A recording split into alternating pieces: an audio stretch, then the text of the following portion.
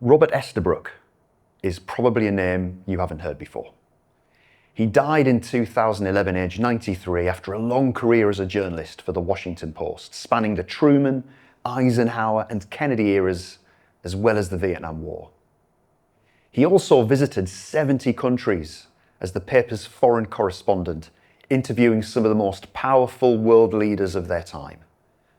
The reason I'm bringing him into the conversation is because of his quote, connected to effective challenge, which is, he who has learned to disagree without being disagreeable has discovered the most valuable secret of diplomacy.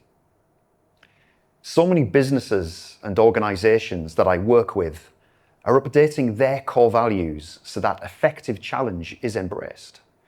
This is because without effective challenge, decisions will happen without proper scrutiny.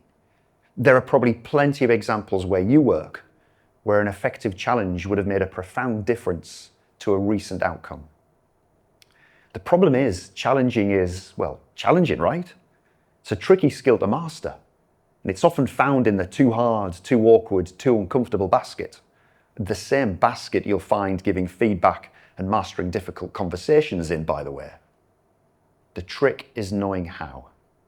Firstly, make sure that talking about effective challenge is something you bring up regularly. I recommend that it appears on the agenda of your regular team meetings. Discuss amongst you what you found hard when it comes to effective challenge, or even what you found easy.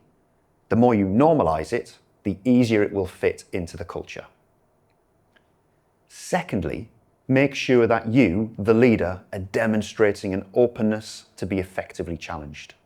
Why not invite it, and why not embrace it? Finally, the hardest part of effective challenge is starting your sentence off in the right way. So here's a few openers which you can use to help you get started.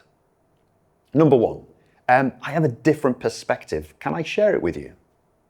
Number two, can we play devil's advocate for a second? Number three, are there any other alternatives we can consider? Number four, are there some assumptions here that we're making?